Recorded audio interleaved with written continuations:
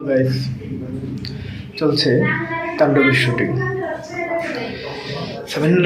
সাবিনুরের সাথে সাকিব খান তাণ্ডবের একটি গানের শুটিং করতেছে বাংলাদেশের উত্তরবঙ্গে রাজশাহীতে।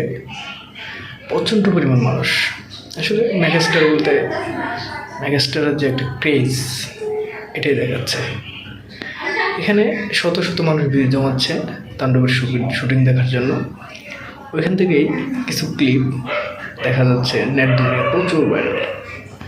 আপনারা এই ছোটো যে ক্লিপটা দেখতে পারতেছেন স্ক্রিনে, এটা হচ্ছে তাণ্ডবের গানের শুটিং।